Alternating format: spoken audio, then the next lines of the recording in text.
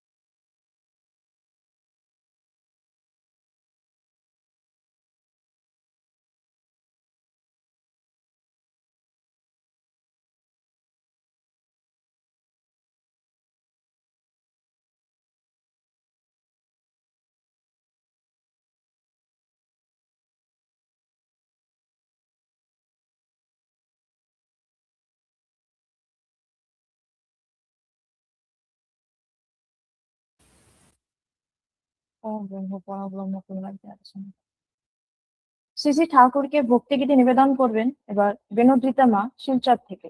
শ্রদ্ধেয় বেনুদ্রিতা মাকে আহ্বান করছি ভক্তিগীতি নিবেদনের জন্য। জয় গুরু। জয় গুরু মা।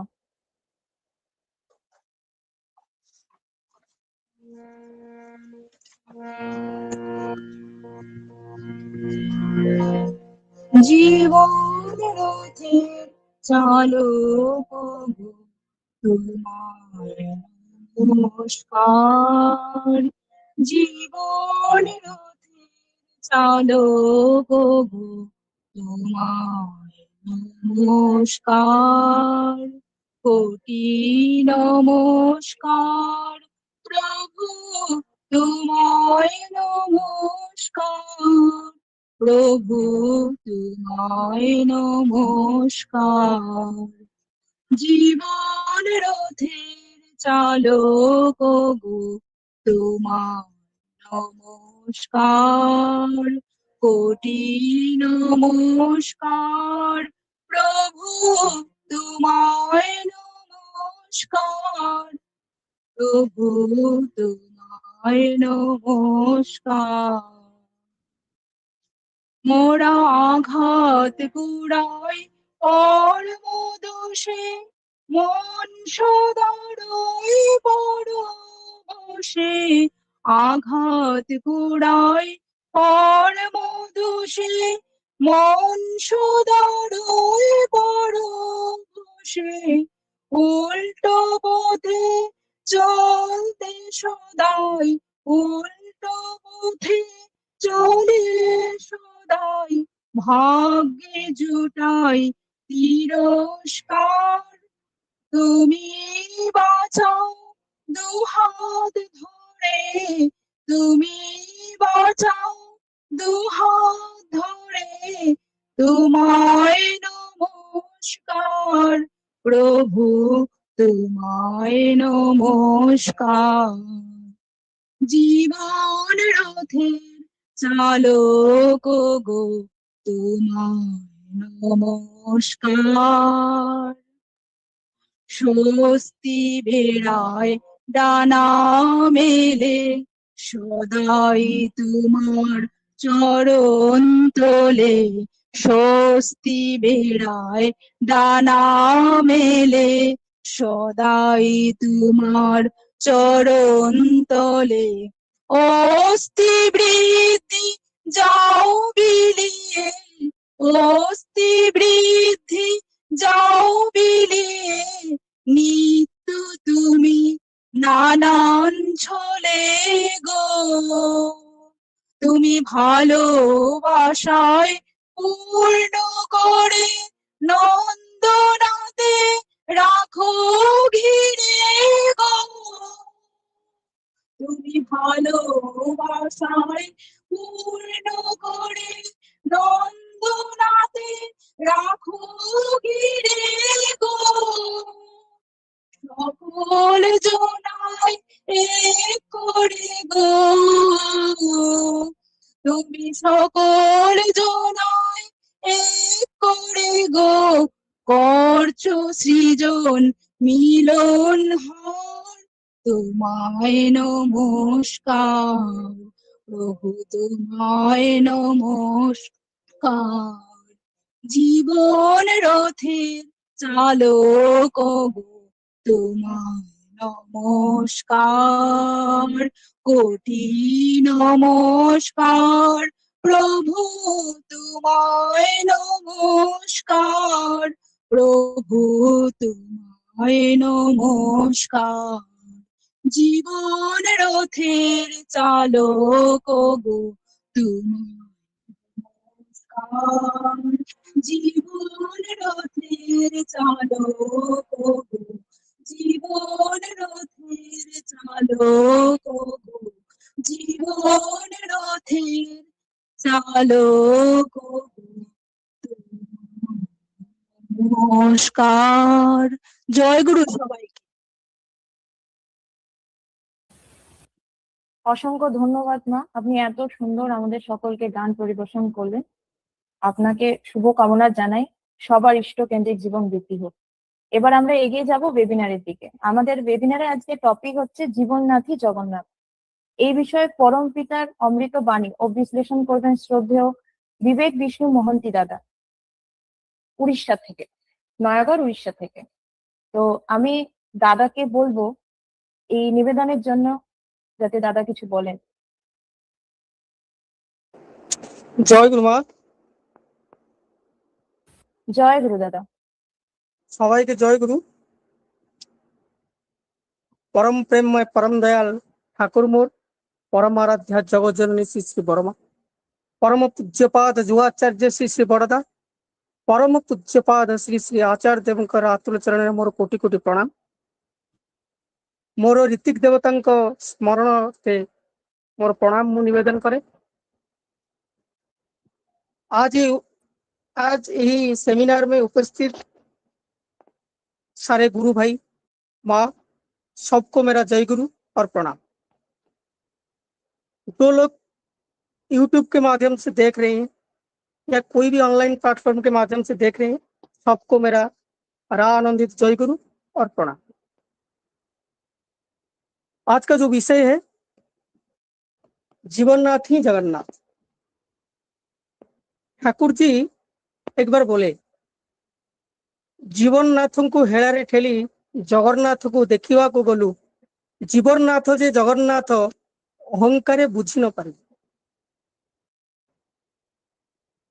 अब चलिए जानते हैं जीवननाथ कौन और जगन्नाथ कौन। अब अगर वर्ड का विश्लेषण करेंगे, शब्द का विश्लेषण करेंगे, तो जीवन, जीवन का जीवन आता है जीव धातु से।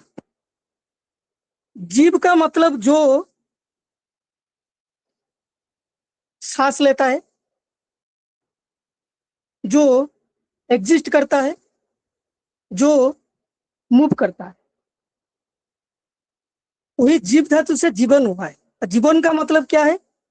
जिसका एक्सिस्टेंस है, जिसका एक फिजिकल फॉर्म है, जो निरंतर भावे गतिशील है, उसका नाम ही जीवन है। और फिर है वो जीवननाथ। जीवननाथ कौन है? जीवन का स्वामी, नाथ का मतलब स्वामी, जीवन का स्वामी जो है वो है जीवननाथ। आप और इंग्लिश में बोल सकते हैं लाइफ लॉर्ड। अब ये जगतनाथ, जगन्नाथ। जगन्नाथ हुआ है कैसे? जगत प्लस नाथ। अब जगत युक्त नाथ जगन्नाथ हुआ है। जगत का मतलब क्या है? जिसका एक फिजिकल फॉर्म है। और फिजिकल फॉर्म किसका है? यूनिवर्स का। वहीं से हम सब जन्म लिए हैं, इसलिए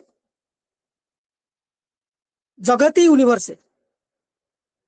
और जो यूनिवर्स का लॉर्ड है वो है जगन्नाथ।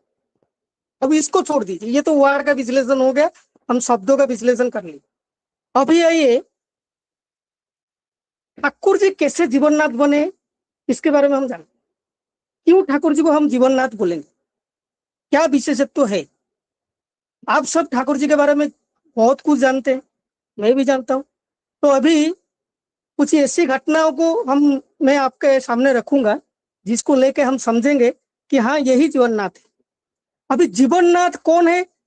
जो तुम्हें हाथ पकड़कर जीवन की सही राहों में राह पे मैंने चला लेते हैं, आपके जीवन को वाहित कर लेते हैं, वही जीवननाथ है।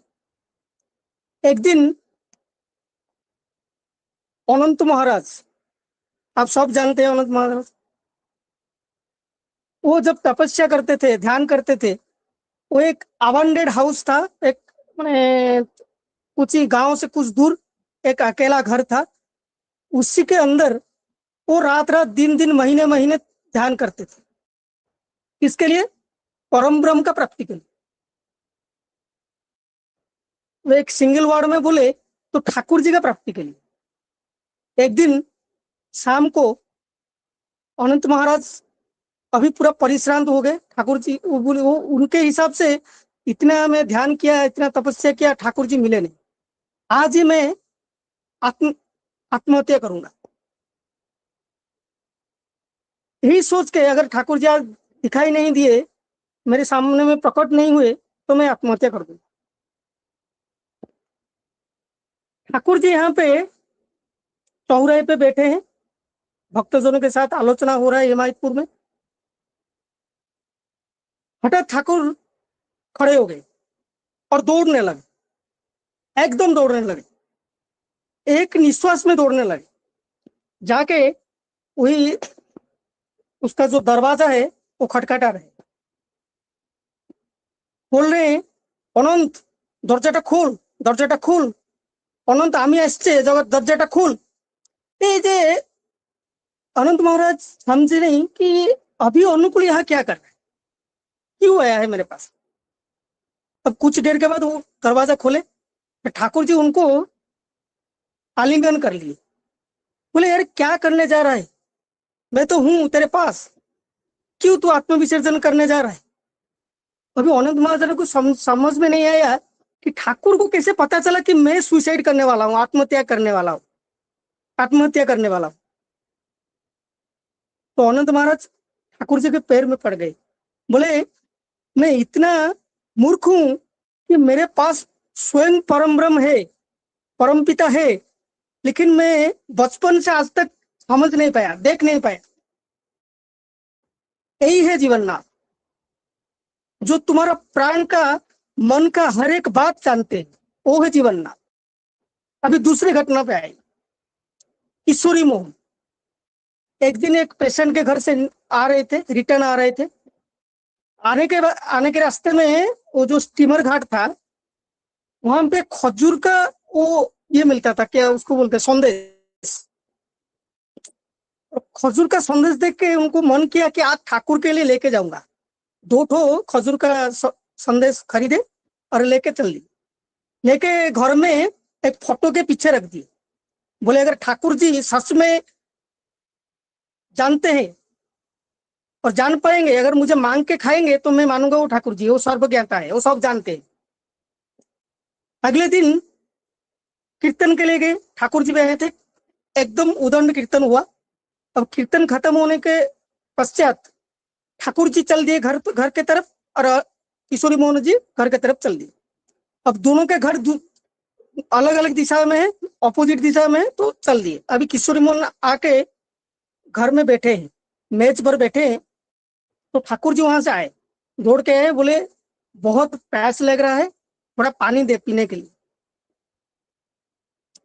अब किशोरी मोहन सोच रहे हैं कि ठाकुर आप क्यों रिटर्न आए, वो थोड़ी देर और चले जाते तो घर पे जाके पानी पी लेते, मेरे पास क्यों आए। ठीक है, ला के पानी दिए, और ठाकुर जी थोड़ा पानी पिए और बोले खाली पानी पीने से क्या होगा, कुछ खाने के लिए दो। अब वो किशोरी मोहन बोल रहे मेरे पास कुछ नहीं है खाने के लिए, कहाँ से तू। ठाकुर जी बोले देखो ना, कोई मिठाई होगा, कोई संदेश होगा, 2 संदेश होगा तो अच्छा होगा, खा के थोड़ा पानी पी लेंगे। फिर अनंत महाराज मना करे, जैसे माँ जैसे बच्चे जैसे माँ को ने औली करके मांगते हैं ना, जैसे माँ दो मुझे आइसक्रीम खाना है, आइसक्रीम, ऐसे ही ठाकुर बोलते हैं कि किशोरी मुझे दो दो। अब आलिंगन कर लिए और जिद करने लगे, और थोड़ी देर के बाद जब किशोरी मोहन बोले कि मेरे पास कुछ नहीं, कहाँ से तू, तो ठाकुर जी हाथ हाथ बढ़ाकर वही फोटो के पीछे से 2 संदेश लाके खा लिए। खाते खाते बोल रहे हैं कि परम पितर की आशीर्वाद, 2 संदेश मिल गया। तो खा लिए और पानी पी ली और चल दिए, कुछ ना बोल के चल दिए। अभी किशोरी जी के आंखों में आंसू है, रो रहे हैं, बहुत रो रहे हैं कि क्या किया मैंने। ठाकुर जी को मैंने परीक्षा करने चला था, वो तो परम पिता है, वो परम ज्ञानता है, वो सब जानते हैं, पर देखो पकड़ा गया। अब ये सोचकर भी नाच रही है, खुशी से आनंदित है कि ठाकुर जी ही परम पिता है, वो मेरे पास है, ये भक्त का प्राप्ति है कि मैं परम पिता, मुझे मिल गया। जो हाल अनंत महाराज का हुआ था वही हाल अभी किशोरी मोहन जी का है। यहाँ पे किशोरी मोहन जी का सारा अहंकार टूट गया, सारे शंका टूट गया, मन में जितना भ्रम था सब टूट गया। ये है एक घटना। अब बोलिए, आपकी जीवन से जो शंका अहंकार लेके आपको ज्ञान का, अज्ञानता लेके ज्ञान का प्राप्ति करते हैं, वही तो जीवननाथ है ना। अब दूसरी घटना सुनी, तीसरी घटना सुनी। तीसरी घटना ये है कि एक दिन एक माँ आए, ठाकुर जी को बोले ठाकुर जी बहुत गुस्से में आग बबूला हो गए। बोले ठाकुर जी देखो ये बंदा मेरे खेत से चोरी किया है, इसको पकड़ा हूं, आप थोड़ा एक काम कीजिए, इसको कोई शास्ति दीजिए, दंड दीजिए, उसको उचित शिक्षा दीजिए। अब वो तो पूरा चिल्ला रहे हैं। ठाकुर जी बोल रहे हैं माँ तुम थोड़ा शांत होकर बैठो, बैठो, मैं पूछ रहा हूँ क्यों किया ऐसा। अब जब उसको पूछे तो क्यों किया रे ऐसा, ठाकुर जी गलती हो गया, ठाकुर के पैर में पड़ गया, बोल रहे ठाकुर गलती हो गया, और दूसरे बार नहीं। अरे ठीक है, चोरी तो किया है, तू तो गलती किया है, क्योंकि चोरी एक असामाजिक काम है, कि कोई छोटा भूल नहीं है, तो क्यों किया, बोल रीजन क्या है, इसका पीछे का कहानी क्या है। अभी बोल रहे कि ठाकुर अभी थोड़ी दिन पहले मेरा माँ बीमार था, घर में कुछ खाने के लिए नहीं था, पैसा नहीं था, मेरा स्त्री है, 2 बच्चा है, मैं हूँ और माँ है। माँ के चिकित्सा में सारे पैसा खर्चे हो गए, पास में पैसा नहीं था, तो बच्चे लोग खाने के लिए जिद करने लगे, इसलिए जाके गांव के जो खेत है वहां से 1-2 गोभी, बैंगन और कुछ कुछ सब्जी लेके आया, घर में खाने लगे। फिर दूसरे दिन में वही किया। अब तीसरे दिन दिमाग में एक आइडिया आया,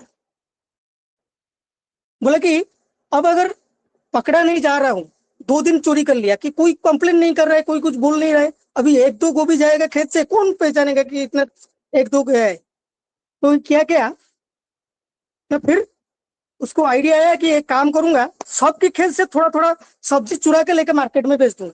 उसका पहले का काम यही था, वो वही मैं करता था पहले, लेकिन जब वो जो पैसा रखा था माँ के ट्रीटमेंट में खर्चा हो गया, तो अब खरीद नहीं पाया, तो उसे ही किया, जाके थोड़ा थोड़ा सब्जी लाया और उसको लेके मार्केट में बेच दिया, पैसा हुआ।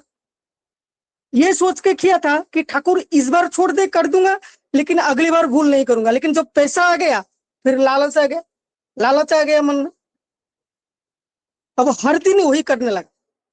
अब धीरे धीरे गांव में सारे खेत में सब्जी खत्म होने लगे, इसी माह का सब्जी बचा हुआ था, ये अभी उसका खेत में सब्जी उग रहा था। तो क्या किया, एक दिन चोरी कर दिया सारा सब्जी। अब जब एक खेत में इतना सारा सब्जी चोरी होगा तो पता तो चलेगा। और ये माँ क्या किया, ये सब गांव वालों को बुला के एक दिन रात को बैठा था, घाट लगाए बैठा था कि कौन चोरी कर रहा है देखेंगे और उसको पकड़ेंगे। जब उसी दिन पकड़ा गया जिस दिन वो चोरी करने के लिए गया था। अब ठाकुर जी सुन लिए, बोले मजबूरी ने तो ये किया है, थोड़ा शांत रहे, चुप रहे। और फिर बोले माँ एक काम करेंगे, ये तो बोलते हैं कि मार्केट में लेके सब्जी बेच रहा है, तो अगर तुम्हारा सब्जी उसको दोगे बेचने के लिए तो होगा? बोले कि हाँ होगा, अगर वो पैसा दे के लेगा तो मुझे कोई दिक्कत नहीं। और उसको बोले तू जो मार्केट में बेच रहा है, तो किसान से लेकर मार्केट में जो बेच रहा है कितना पैसा लाभ होता है? बोले कि किलो किलो पीछा 5 पैसा लाभ होता है ठाकुर। अब ठाकुर जी बोले एक काम करेगा, 2 पैसा ज्यादा दे के माँ से खरीद के लेगा, 3 पैसा जो 5 पैसा प्रॉफिट होगा, 3 पैसा तेरा। क्या बोलता है? बोलता है ठाकुर ऐसे शर्मनाक हरकत करने से ये अच्छा है। अब माँ को बोले कि तुम क्या बोलते हो? माँ बोलते हो अगर वो 2 पैसा ज्यादा दे के खरीदेगा तो मैं इसी को ही बेचूंगा। अब देखो ये समाधान हो गया। यही है जीवननाथ, एक भटके हुए को राह दिखा दिए और एक अनहोनी को टाल दी। अब अगर वो होता तो कोई केस होता, कोई मुकदमा होता, उस टाइम पंचायत था, वो बहुत कुछ था, और फिर बवाल मचता, इसको दंड मिल जाता। हो सके तो उस टाइम का इसको फांसी का भी दंड दे देते, इंग्रेज का शासन था। एक भटके हुए को जो एक अच्छे पथ दिखा दी, एक रोजगार क्षेम बना दी, वो जीवननाथ नहीं? आप बोलिए।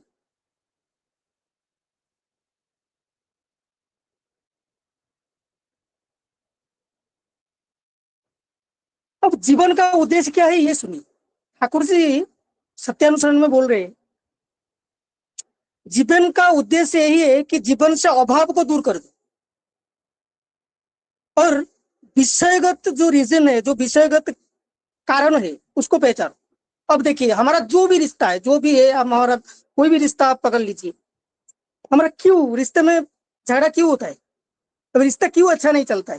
क्योंकि हम कारण को नहीं समझते, हम डायरेक्ट गलती को ठहराते कि ये गलत है, मैं सही था, ये गलत है। और फिर क्या करते हैं, हम परफेक्ट के तलाश में चले जाते हैं। अब ये कौन हमको समझाए कि प्रॉपर और परफेक्ट दोनों अलग चीज है? यही जीवननाथ समझाएंगे। अभी थोड़े ठाकुर के जो भी वाणी है, जो भी कथा है, सबको मिलाकर मैं एक लाइन में बोल रहा हूँ, समय कम है इसलिए एक लाइन में बोल रहा हूँ, सुनिए। परफेक्ट क्या है और प्रॉपर क्या है? प्रॉपर वही है, आपके पास जो कच्चा मिट्टी है, आप होते हैं जो सूखा मिट्टी को पानी डालकर कच्चा मिट्टी बनाते हैं, उससे मटकी फटकी से बनाते हैं मिट्टी का। आपके पास कच्चा मिट्टी है और एक मैंने बनाई हुआ मटका है। आप बोलिए, आप किसी को शेप दे सकते हैं, वो कच्चा मिट्टी को या वो जो मटका है आपके पास, मटका को शेप नहीं दे सकते, वो टूट जाएगा लेकिन शेप चेंज नहीं करेगा। आपके पास जो है अगर वो गलत है, उसको शेप दीजिए, अपने हिसाब से शेप दीजिए। आप अगर आपको पानी पीना है तो मटका डायरेक्ट उठा के पानी पीना पड़ेगा, वो ग्लास में कन्वर्ट नहीं होगा, वो टूट जाएगा लेकिन नहीं होगा। हाँ ये होगा अगर उसको मैंने तोड़कर छोटा सा टुकड़ा में पानी पिएंगे, वो होगा। तो इसी हिसाब से आपके आपके खुशी के लिए तो आप परफेक्ट कर जिंदगी भी बर्बाद करती है, उसको तोड़ दी। तो प्रॉपर क्या है, जो कच्चे का मिट्टी है उसी में एक तो सुंदर वाला ग्लास बनाओ, एक सुंदर वाला जो भी आपका पॉट चाहिए जो पानी पीने के लिए, उसको बनाओ और पानी पियो। यही जीवन का कारण, यही जो अच्छे के तलाश में तुम जा रहे हो ना, यही अभाव को दूर कर दो। मनुष्य को भल पाओ, उसको प्यार दो, उसको स्नेह करो, उसको श्रद्धा करो, और अपनी मन से जो मैंने क्या बोले उसके जो ये जो चपलता है, जो आपके मन में जो शंका है, ये जो मतलब इसे क्या बोलते हैं, चातुरी है, ये सबको दूर कर दो। और जीवननाथ आए हैं इसलिए ठाकुर जी एक वाणी में बोल रहे हैं, गुरु ही तोर दीक्षा दाता, जीवन पाली नेता तू, तांकरी मते चालिबु पथ, रखिबु बंदा भक्ति को। वही गुरु जिसको हम जीवन में, जिसका दीक्षा लिए, जिसको सर पे बहन करके चल रहे हैं, वही हमारा ठाकुर जी है, वही जीवन पाली नेता है। उनका मत में, उनका जो मार्गदर्शन है, उसी के हिसाब से उनका दर्शाया हुआ पथ में हम जाएंगे। इसलिए जगन्नाथ आए। अब सुनिए जगन्नाथ के बारे में, जगन्नाथ क्यों है। देखिए मैं एक लाइन में बोल देता हूँ, जगन्नाथ के बारे में बहुत सारे माइथ्स है। आप कौन क्या सुने हैं वो मुझे पता नहीं है, लेकिन मैं बोल रहा हूँ स्कंद पुराण के हिसाब से। स्कंद पुराण जो व्यासदेव ने लिखा है, अब स्कंद पुराण को पूरी महाराजा गजपति भी मानते हैं। वो स्कंद पुराण में लिखा है, जो इंद्रद्युम्न राजा थे, उसी ने ही, वो विष्णु का भक्त थे। वो एक दिन स्वर्ग यात्रा में गए थे, बोले कि ठाकुर जी बहुत बार स्वर्ग आना पड़ रहा है, वो सत्ययुग का घटना है, बहुत बार आना पड़ रहा है, अब एक काम कीजिए, आप धरती में आ जाइए। अब आपकी जानकारी के लिए बोल रहा हूँ, वो कौन सी पथ से स्वर्ग जा रहे हैं। अभी जहां पे स्वर्ग द्वार बना है, पूरी बेलाभूमि के पास, तो पूरी का समुद्र के बेलाभूमि के पास, सीशोर के पास, वहीं पे वही रास्ते से वो स्वर्ग जा रहे थे। अभी ये महाभारत में वर्णित थे, जब पंचु पांडव ने अज्ञातवास में गए थे, उस टाइम भी वर्णन है कि वो जगन्नाथ के दर्शन के लिए आए थे। अभी इंद्रद्युम्न महाराज जगन्नाथ को इसलिए बनाए थे, वो काल का प्रतीक थे। उन्होंने सत्य युग दिखा, तृतीय युग दिखा, द्वापर युग देखा, और अभी कलि युग में भी है। अब आप बोलेंगे वो कोई दूसरे राजा ने जगन्नाथ मंदिर स्थापन किया था, वो देखो वो कौन किया था मुझे पता नहीं, लेकिन स्कंद पुराण यही बोलता है कि इंद्रद्युम्न राजा ही जगन्नाथ जी को लाए थे। अब जगन्नाथ जी, एक श्लोक में हम सुने थे, शंकराचार्य जी का एक सत्संग सुने थे, उसमें शंकराचार्य बोल रहे हैं, उग्र तारा शुक्ल शूलोपाणी सुभद्रा भुवनेश्वरी लीलाद्रौ तू जगन्नाथ साक्षात दक्षिण काली की। अब ये शंकराचार्य का लिखा हुआ है शायद, मुझे पता नहीं, लेकिन वहीं पे बोलते हैं शंकराचार्य जी की जगन्नाथ जो है वो काली का अवतार है। अब काली शब्द का अर्थ क्या है। अब काली शब्द का अर्थ ये काल धायते इति काली, जो काल को पकड़ के रखे है, जो काल का रूप है वही काली है। अभी जगन्नाथ जी काल का ही रूप है, जैसे शंकराचार्य जी मानते हैं और मैं भी बोल रहा हूँ। अब वो करते क्या है, उनका तो हाथ नहीं है। ठाकुर जी आलोचना प्रसंग 26 दिसंबर 1941 आप देखेंगे, वहां पे बोल रहे हैं, टेस्टता पूछ रहे हैं कि ठाकुर जी ये भगवान हमको कैसे धार के मैंने हमको पकड़ के रखे, तो उनको पकड़ने का क्या जरूरत है। अब ये बोल रहे हैं, ठाकुर जी बोल रहे हैं कि भगवान ने हमको पकड़ के रखे, तुम अपने पिता से जन्मे हो, आपको पिता को मानना आपका कर्तव्य है। लेकिन एक बात बोलो, अगर आप पिता को नहीं मानोगे, वो भी तुम्हारी इच्छा है। अब अगर कोई अपने पिता को नहीं मान रहा है, उनका बात नहीं सुन रहा है, वो भी अपना ही चाहिए। तो वैसे ही जगन्नाथ जी है, उनका हाथ है, उनका पैर है, लेकिन वो तुम्हारे पास चल के नहीं आएंगे। नहीं है उनका पास हाथ, नहीं है पैर, नहीं है, वो आधा है, संपूर्ण नहीं है, वो तुम्हारे पास चल के नहीं आ पाएंगे। वो जब देखो तब हंसते रहते हैं। क्यों हंसते हैं। वो एक दिन मैं सुना था, शंकराचार्य जी बोल रहे हैं कि वो जगन्नाथ जी से वो हमेशा हंसते रहते हैं। क्यों हंसते हैं। अब तुम पाप करो भी हंसते, तुम पुण्य करो भी हंसते, तुम उनके पास रोके जाओ भी हंसते, वो तुम हंस के जाओ भी वो हंसते। वो इसलिए हंसते, कभी तुम्हारा सिचुएशन देख के हंसते नहीं है। जब तुम पाप करते हो इसलिए हंसते, भाई करते जा करते जा, एक दिन काल चेंज होगा, एक दिन टाइम चेंज होगा, तेरा टाइम भी आएगा, उस दिन तेरा हिसाब होगा। और जिस दिन तुम अच्छे कर्म कर दिए इसलिए वो हंसते, क्योंकि तू ही मेरा बेटा है, तू ही परम पिता का बेटा है, तू अच्छा काम कर रहा है। अब तुम उसे उन्हें जैसे मानोगे वो वैसे अपने पास आपके सामने में दड़ायमान होंगे। लेकिन उनके पास बड़ा बड़ा आँखी दो है, ठाकुर बोल रहे हैं उनके पास दो बड़ा आँखी है, लेकिन वो आँखी में पलक नहीं है, वो 24 घंटा खुला है, वो सब 24 घंटा दिख रहे हैं, तू क्या कर रहा है। यही परम ब्रह्म है, वो परम ब्रह्म है, तो दारुम ब्रह्म के अवतार में आए हैं, वो चल के आ नहीं पाएंगे। अब जीवननाथ क्या करते, वो अपने जीवन को जीकर तुमको सही रास्ता दिखाते कि इसी पथ में चलो। ये सही है और ये गलत है।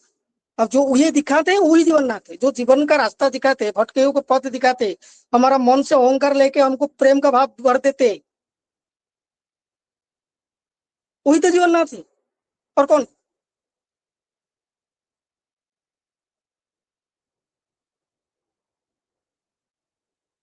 अब एक दिन केष्टता पूछे ठाकुर को, ठाकुर भगवान तो हमको पकड़ के रखे, वही तो अभी बोल रहा था, वही वही उसी के बारे में, पुरुषोत्तम के बारे में बोले कि परम पिता तो हमको पकड़ के रखे।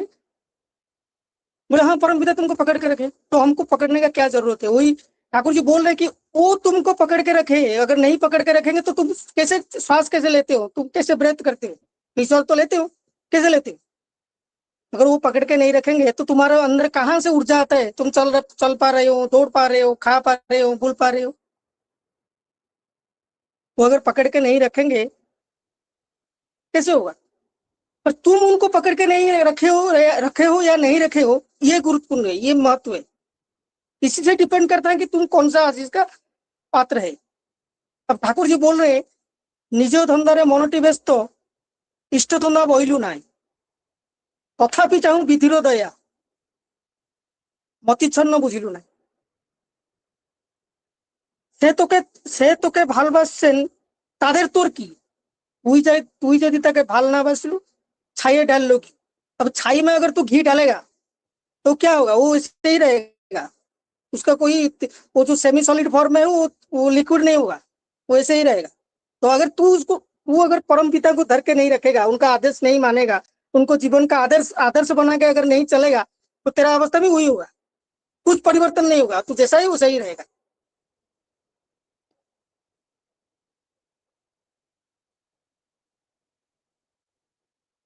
अब सबसे महत्वपूर्ण चीज है, हम परम पिता के राहों में है, हम उनको बात मान के चलेंगे। कैसे चलेंगे? देखो, एक दिन इष्ट कर्म बोलने से क्या समझ में आता है, वही मैं बोल रहा हूँ। एक दिन रामकृष्ण ठाकुर एक भक्त को पूछे, कहाँ जा रहे? बोला नाम करने के लिए जा रहा हूँ, परम पिता का काम में जा रहा हूँ। अब ये झोले में क्या लेके जा रहे? बोला कि साबुत चना, ये जो साबुत छोले, छोला होता है ना, आप जो छोला बनाते, सब्जी बनाते, छोले भटूरे, वही छोला, साबुत छोला लेके जा रहा है। बोले वो लेके क्या करेगा? बोले कि ठाकुर जी नाम कर रहा था, वो एक तो माली था मेरे पास, वो जो जॉब करते हैं ना, एक तो 108 वाला माली, 108 वाला माली था। लेकिन क्या दिक्कत है ना, वो जॉब में 108 बार कंप्लीट हो गया, फिर और 101 बार किया, और 108 बार किया, फिर और 108 बार किया। लेकिन क्या दिक्कत है कि कितना 108 बार किया वो याद नहीं रहता, तो गिना ही नहीं हो पाता। तो इसलिए ये जो साबुत दाना लेके जा रहा हूँ, एक बार नाम करूंगा, एक रखूंगा जमीन पर, दूसरे बार नाम करूंगा, दूसरा रखूंगा जमीन पर, ऐसे ऐसे करके नाम करूंगा। जब ये चना खत्म हो जाएगा, ये छोले खत्म हो जाएंगे, तो फिर उसको गिन के देखूंगा कितना क्या है। अब रामकृष्ण ठाकुर बोले, तू क्या समझा? परम पिता लेंगड़ा है, वो हैंडीकैप्ट है, वो अपना काम नहीं कर पाएगा, तू उनका काम करेगा। अब हमारा सिचुएशन भी यही है, हम इष्ट कर्म को ये सोचते हैं कि वो ठाकुर का काम है। वो ठाकुर का काम नहीं है भाई, ये तुम्हारा काम है। अब देखो, आप बोलते हैं कि इष्टभूति कर रहा हूँ, अभी इष्टभूति कर रहा हूँ तो ये ठाकुर जी का काम है।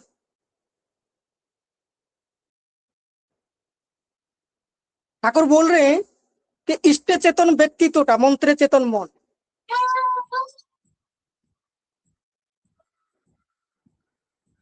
कौन है? थोड़ा म्यूट कीजिए। हाँ, ठाकुर जी बोले इष्ट चेतन व्यक्तित्वटा मंत्र चेतन मन, इष्टभूति दीक्षा चेतन सेवा चेतन धन। अब इसमें बोलिए, इस वाणी में कौन सा ऐसा बात है जो ठाकुर जी के लिए आप किए? आप अगर इष्ट पद में जाएंगे तो आपका व्यक्तित्व ठीक होगा, उनको प्रतिष्ठा करते करते आप प्रतिष्ठित हो जाओगे। लेकिन वो प्रतिष्ठा होने के लिए उनको प्रतिष्ठा मत करो, उनको प्रतिष्ठा करते करते आप प्रतिष्ठा हो जाओ। जैसे बोले हैं कि एक दिन चैतन्य महाप्रभु ने बोले, प्रभु प्रभु करुछु केते, दास हेलु केबे, फांका प्रेमे मरी पड़ू, अंका प्रेमे मरी पड़ू वैभवर विभवे। तो इसका अर्थ ये है कि हम जैसे ठाकुर बोले कि अर्थ मान जैसे पाने के लिए मुझे ठाकुर जगह से भक्त मत बनो, ठग जाओगे, सावधान। वही चीज है। हम अगर इष्ट पथ में चलेंगे तो इष्ट हमारा व्यक्तित्व का जागरण होगा। नाम करेंगे तो मन में जितना मेला है वो साफ हो जाएगा। और अगर इष्टभूति करेंगे तो हमारा सारा इष्ट खत्म हो जाएगा। ठाकुर इसलिए बोले धर्म क्या है? धर्म यही है कि जो तुम्हारा वाणी है, तुम्हारा बोलने का स्टाइल है, तुम्हारा करने का काम है, वो सब इष्टपथ में होना चाहिए। वही धर्म है। जे कर्म आचरण पंचाबढ़ार मर्म पंचाबढ़ार उच्च हुए ताकू ही जाने वो धर्म बोली धर्म ताकू छाड़ दिले किसी भी नहीं। इसका मतलब ये है जो बात आप बोल रहे हो, जो आचरण आपका है, जो कर्म आपका है, वही पंचाबढ़ार अगर उच्च बनेगा तुम्हारा और दूसरे का, तो वही धर्म है। उसको छोड़कर धर्म कुछ नहीं। तो ठाकुर का काम करने का मतलब ये है आपने लिए करना है। क्या करना है? इष्टभूति करना है, जजन करना है, जाजन करना है। अब सब बोलते हैं कि how can I do my what can I do to fix my relationship, to fix my life. अभी इसमें क्या है? आई है, मैं आई। ठाकुर जी वॉल्यूम 6 में बोल रहे हैं, message volume 6, what is he और what is I. What is not your is he, और what is your is I. जो तुम हो वो तुम हो, जो तुम नहीं हो वो है। मतलब इसका मतलब क्या है? इसका मतलब ये है कि तुम्हारा जो एग्जिस्टेंस है वो तुम हो। जैसे कि आचार्य देव बोले कि दूसरों को देखकर हम जीवन जीना नहीं चाहते, हम अपने तरीके से जीवन है। उसका पास है तो छोड़ दो, मेरा पास जो है उसी को लेकर मैं जीऊंगा। यही पर्सनालिटी है, यही व्यक्तित्व है। वही मैं बोल रहा हूँ। तो अगर आप पूछ रहे हैं कि मैं रिलेशनशिप में क्या करूं, मेरे रिलेशनशिप ठीक हो जाएगा, तो तुम क्या करोगे? तुम पहले समझो तुम कौन हो। तुम परम पिता के संतान हो, तुम तुम्हारा बाप माँ का संतान, माता पिता का संतान हो।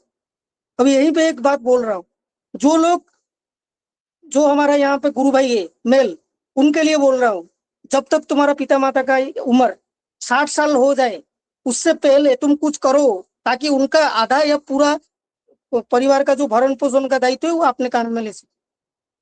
अगर ये कर दिए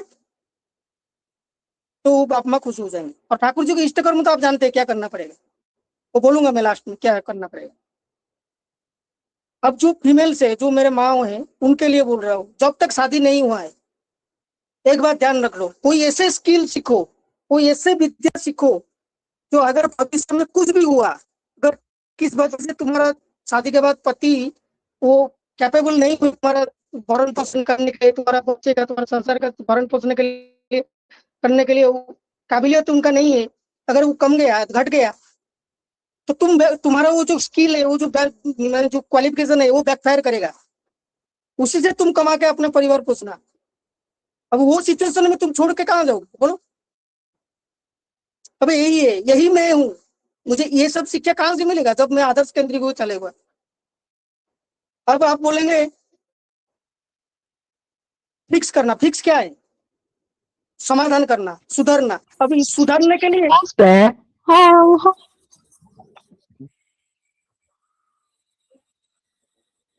अब सुधरने के लिए क्या करना पड़ेगा? ठाकुर जी के पथ में चलेगा, उनको मान के चलना पड़ेगा। अब रिलेशनशिप के बारे में तो मैं पूरा रिलेशनशिप क्या है आज ही वो कीजिए, परफेक्ट पीछे चेज मत कीजिए, प्रॉपर के पीछे चेज कीजिए। पर उनको आप जो भी तुम्हारे पास है, अगर रिलेशनशिप में कोई भी दिक्कत आ रही है, कोई अड़चन आ रही है, कोई ऐसे है, पर्सन को मत छोड़ो। ठाकुर जी पर्सन को छोड़ने के लिए नहीं बोलेंगे। ठाकुर जी बोले टाका मानुष अपना टाका पर जब परिस मानुष तो सबसे इम्पोर्टेंट है। ये सबसे इम्पोर्टेंट है कि ठाकुर जी के पथ में हम चलकर मानुष को पकड़ के कैसे चलेंगे। अब मैं एक ऐसे वाणी बोल रहा हूँ कि ठाकुर जी बोले वो जो आदमी को पकड़ के चलने के लिए क्या करना पड़ेगा, क्या करने से एक आदमी तुम्हारे पास रहेगा। ये तुम बोल रहे हो कि मुझे दूसरों से चाहना है, लेकिन मैं दूसरों को दूंगा नहीं। जा निकट रू पाइबा को चाहूँ जत्न नहीं होता। प्रीतिदीप्त अनुवेदना जानो जीवन सार। मैं किससे पाना चाहता हूँ उसी को वो भी उनको देना पड़ेगा, उतना ही देना पड़ेगा। और प्रीतिदीप्त ये है कि जो Guys, is that Freddy Fazbear? Hi, hi, hi, hi, hi. कौन ये कर रहा है बार बार?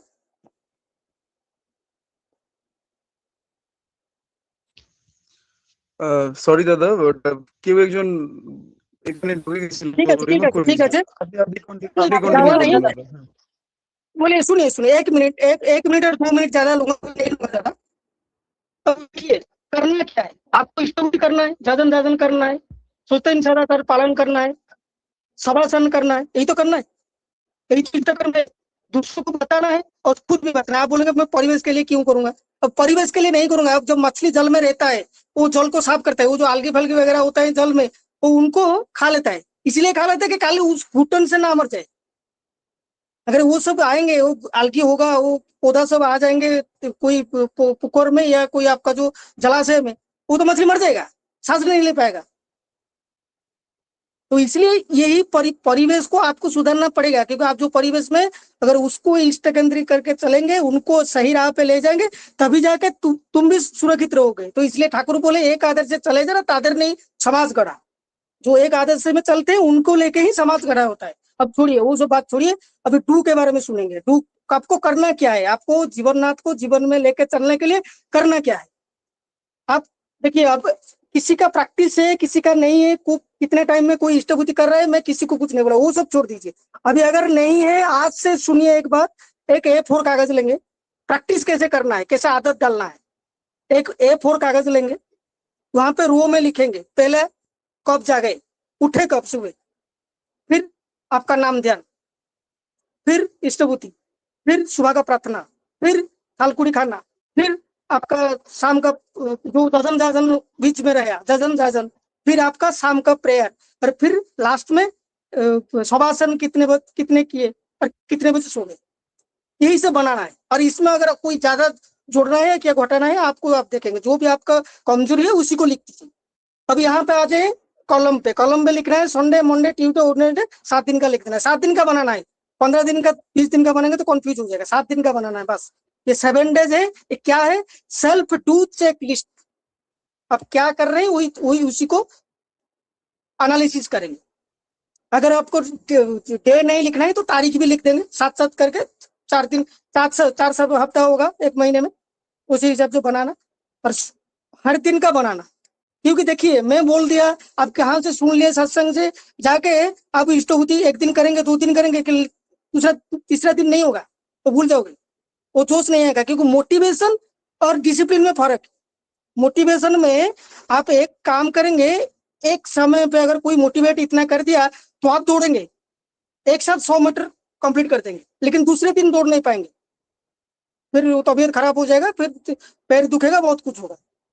लेकिन अगर आप डिसिप्लिन में चलेंगे, सेल्फ डिसिप्लिन में चलेंगे, तो एक दिन में 20 मीटर गए, फिर 50 मीटर गए, फिर 70 मीटर गए, फिर 80 मीटर गए, फिर 100 मीटर गए। और जब 100 मीटर पहुंच गए, उसी दिन से जब भी तुमको बोला जाएगा 100 मीटर दौड़ो, दौड़ के कंप्लीट कर देंगे उसी टाइम से, उसी के हिसाब से। तो यही है डिसिप्लिन। मोटिवेशन से कुछ बनता नहीं। तो आज ही अपने अंदर डिसिप्लिन लाइए। जीवननाथ क्यों है, क्या है, वो तो मैं बोला। अब जीवननाथ का पार्ट 1 है ऑलरेडी, आप जाके वो भी देख सकते हैं। अब सर्वशेष में मैं सबको बोलूंगा, गुरु तोर दीक्षा दाता जीवन पाली लेता तो तांकरी मते चालिबू पथ रखिबू बंधा भक्तिर डोर। अब आइए सब परम पिता को हमारा जीवन में वहन करके चलेंगे। देखिए तो अगर कोई गलती, कोई वर्ड का प्रोनाउंसिएशन गलती होती है, क्योंकि मेरा जो मदर टंग है ये उड़िया है, तो ये मुझे थोड़ा डिफिकल्ट होता है हिंदी में बोलने में। तो मैं आशा करता हूँ कि मैं ठीक से समझा पाया। आप लोग परमपिता का काम कीजिए, उनके राहों पे चले, दिखाए हुए पथ में चलिए, उनको अपना जीवन का केंद्र बना के चलिए। सुखी का अधिकारी हो गए, जीवन में शांति भरेगा, सबका मंगल होगा। अब सुख और शांति का एक लाइन में बोलते हैं, सुख वही है जो पाने से मन आनंद होता है, और शांति वही है जो जाने से मन आनंद होता है। अब अगर ठाकुर जी कभी बोले नहीं है कि तुमको सुख नहीं, सुख चाहिए कि को क्या तुम्हारे लिए अच्छा है और क्या जाने से मन से तुम्हारा अंतर आनंद से भरेगा वो आपको देखना है।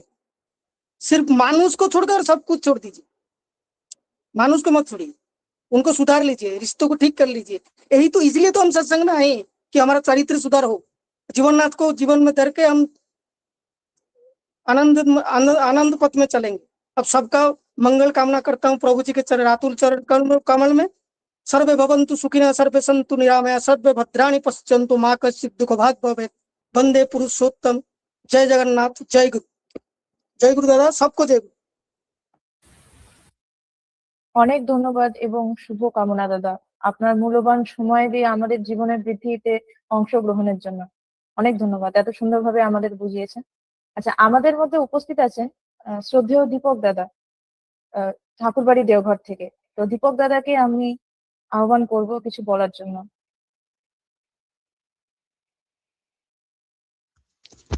জয় গুরু। ধন্যবাদ সবাইকে, গুরুজনদের প্রণাম এবং আমার অনুযায়ী মিত্রদের সবাইকে আন্তরিক যথাযোগ্য স্থানে শ্রদ্ধা প্রণাম এবং ভালোবাসা জানাই। অ্যাডমিনদেরকে আমি একটা কথাই বলি যে কাউকে আর অ্যাড করা দরকার নেই, আর যারা বাকি জয়েন করতে পারছেন না ওনারা ইউটিউব থেকে শুনে নেবেন, ঠিক আছে? তো এটাই কথা। আর আজকে যে বিষয়বস্তু দাদা বললেন, শুনলাম ওনার, আমি শুনেছি যে বিবেক ভাইয়ের মানে পূর্বপুরুষরা শ্রী শ্রী জগন্নাথ মহাপ্রভুর সেবা শুশ্রূষা করে এসেছেন। তো সেই জন্যই দাদা বিষয়টা ভালোভাবে জানেন কিভাবে তিনি, মানে আমি দেখেছি যে উড়িষ্যাতে সবাই জগন্নাথ মহাপ্রভুর কে ফলো করেন, তারপরেও যে শ্রী শ্রী ঠাকুরকে গ্রহণ করে চলতে, এটা অনেক বড় ব্যাপার।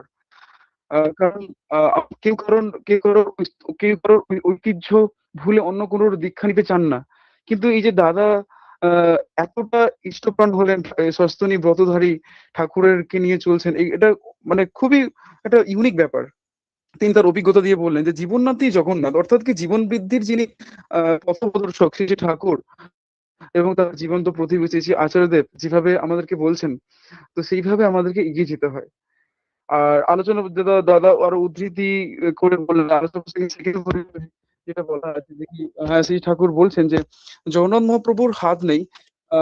তিনি এই অর্থে বোঝাতে চাইছেন যে যখন মহাপুরুষরা আসেন তাদের হাত থাকে না, মানে এটাই অর্থে বোঝাতে চাইছে যে আমাদেরকে কিছু হচ্ছে সমস্যা কিছু। আগে দাদা জয়গুরু, একটু কথাগুলো মানে অস্পষ্ট হয়ে যাচ্ছে, মনে হয় নেটওয়ার্ক প্রবলেম আছে। আচ্ছা, ঠিক আছে।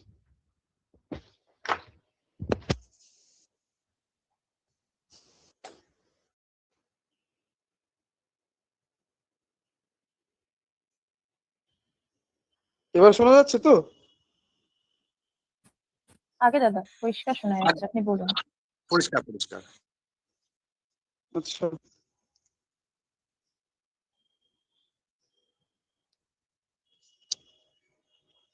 তো বিষয়টা যেটা বলছিলাম যে দাদা তো সুন্দর করে বলছিলেন যে জগন্নাথ দেবকে মানে তারা ঠাকুর যেটা বলেছেন না, যে সত্যানুষ্ঠানের প্রথম যে কথা, যে তিনি বলছেন যে পূর্বপুরুষের গুরুদের প্রতি তুমি শ্রদ্ধা সম্পন্ন হও এবং বর্তমানে যিনি গুরু পুরুষোত্তম তিনি এসেছেন তাকে তুমি নিয়ে চলো। অর্থাৎ ঠাকুর এও বলছেন যে ঋষি বাদ দিয়ে ঋষিবাদের উপাসনা করো না। অর্থাৎ ঋষিবাদ মানে যে ইজম, যেটা বলা ঠাকুরের যে মহাপুরুষের যে বাণী, ঋষিকে বাদ দিয়ে ঋষিবাদ উপাসনা করতাম, মানে কি ঋষিকে আমি বাদ দিয়ে দিলাম আর তার কথাগুলো নিয়ে আমি চর্চা করতে থাকছি, অত তাকে আমি কেয়ার সেবা ইত্যাদি করছি না। ঠাকুর এটা পছন্দ করছেন না। হ্যাঁ, তো ঋষিকে বাদ দিয়ে আমাদের চললে হবে না, তাদেরকেও আমাদের শ্রদ্ধা ভক্তি করতে হবে। আমাদের যে পূর্বপুরুষের যে ভারতবর্ষের আর্য কৃষ্টির যে দেব দেবী যারা আছেন তাদেরকেও আমাদের শ্রদ্ধা রেখে আমাদেরকে বর্তমানের দিকে এগিয়ে যেতে হবে, তবেই আমরা জীবনে সার্থকতা লাভ করব। তো বিবেক দা এইভাবেই আমাদেরকে বোঝালেন, বুঝলাম।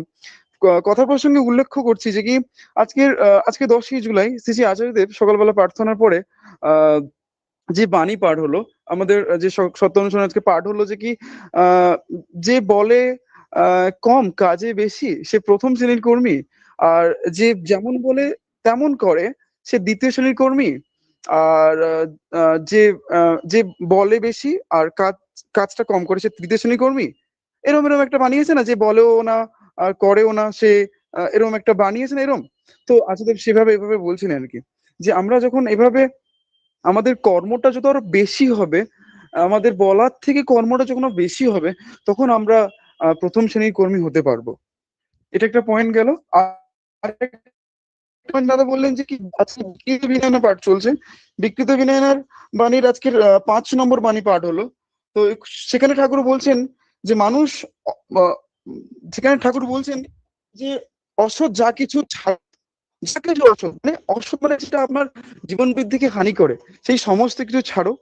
যা সৎ যা কিছু হাতে কলমে শেখো, অর্থাৎ যেটা আমার সৎ, যেটা আমার এক্সিস্টেন্স এবং বিকামিং কে বুস্ট করে, সেগুলো হাতে কলমে একদম বাস্তব ভাবে করো, বেশ করে বিনিময়ে বিনিয়ে বিনিয়ে দেখে, মানে ভালোভাবে ক্ষতি করতে দেখে সেইভাবে আমাদেরকে এগিয়ে যেতে হবে। আর তখনই আমাদের গ্রহদোষ থেকে রক্ষা পাবো। আমরা যে বলি না যে গ্রহদোষ হয়েছে ইত্যাদি, যে আমরা অ্যাস্ট্রোলজারের কাছে গিয়ে তাবিজ তাবিজ এগুলো পড়ি, তো এগুলো হচ্ছে কি আমাদের চিন্তা ভাবনা, আমাদের যে ইচ্ছে অনুযায়ী আক্রান্ত হয়। শ্রী আচার্য বলছেন যে আমরা যেহেতু পুরুষোত্তমের বা ভগবান জীবননাথ জগন্নাথ তাদের হাত নেই, তাই তিনি আমাকে ধরতে পারবেন না। বোঝা গেল? তাহলে আমাকে তাকে ধরতে হবে। কিভাবে ধরতে হবে? আমার যে ইচ্ছা সেইটাকে, সেটাতে আক্রান্ত হওয়া যাবে না। আমার ইচ্ছাতে আক্রান্ত না হয়ে পুরুষোত্তম শ্রী শ্রী ঠাকুর কি বলছেন, জীবন বৃদ্ধির যিনি চালক তিনি কি বলছেন, সেটার প্রতি আমাদেরকে অনুগত হয়ে সেমন ভাবে চলতে হবে। আর তখন আমরা এই গ্রহ দোষগুলোকে কাটাতে পারবো। আর না হলে কি হবে, আমাদের মনে নেগেটিভ চিন্তা ভাবনা আসবে, সেটাকে যখন আমি এক্সিকিউট করছি তখন আমার বিপদ আপদ হচ্ছে, তখনই আমাদের গ্রহ দোষগুলো এসে যায়। আর এইভাবে চলতে হবে। আর প্রত্যেক পৃথিবীতে যত যত মানুষজন আছে আমাদেরকে, আমি আজকে প্রদ্যুম্ন ভাইকে বলছি না, যে আমাদের দুটো পয়েন্ট আমাদের খেয়াল করতে হবে। আমাদের ভালো কাজ করতে হবে, আর খারাপ কাজগুলোকে বন্ধ করতে হবে। আমি সারাদিন যদি ধরে আমি ঠাকুরের কাজ করে বেড়াচ্ছি, কিন্তু আমি রাতে এসে যদি আমি ঠাকুরের মতো করে না থাকি, তো সেক্ষেত্রে আমার কি করে হবে, তাই না?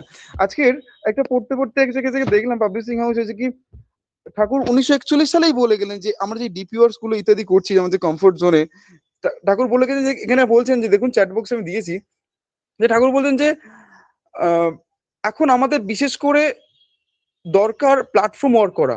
আমার কথা লোকের দরজায় গিয়ে নানান ধাঁচে পরিবেশন করুন, মানুষগুলোকে যুক্ত ও সংহত করে তুলুন, তখন দেখবেন সব গজিয়ে উঠবে এক আদর্শে অন্তরাশী।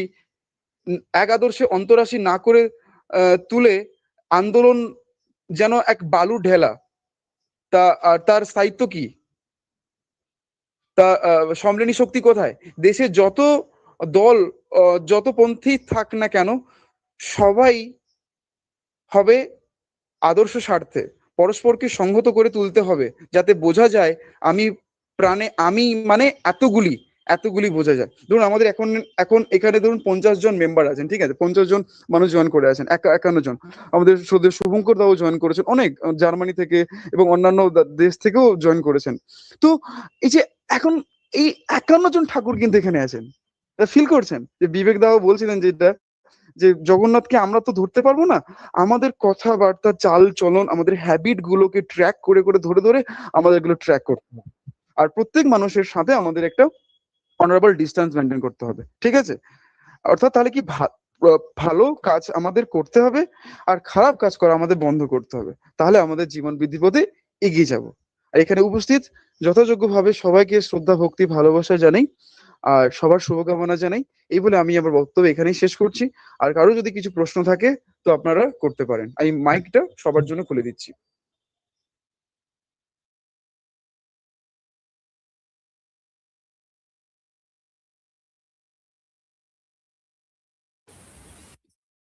আপনাদের মধ্যে কিছু জিজ্ঞাসা থাকলে দয়া করে জিজ্ঞাসা করুন। কারো কিছু প্রশ্ন আছে?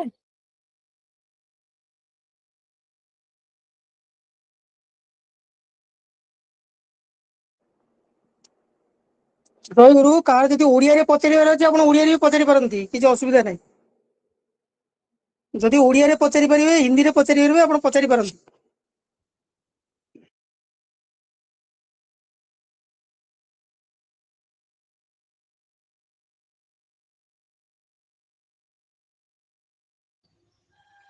বেশ, আমার মনে হয় কি জয় কারো গুরু। কিছু, হ্যাঁ জয়গুরু দাদা বলুন।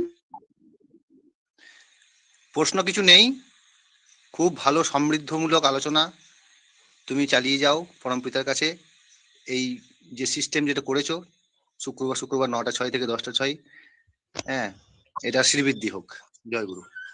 ওকে ওকে ওকে, ধন্যবাদ। বেশ দাদা, তাহলে আর কিছু করে প্রশ্ন নেই, ঠিক আছে। সাত্তকী দাদা এবার ধ্বনি দিয়ে দিন।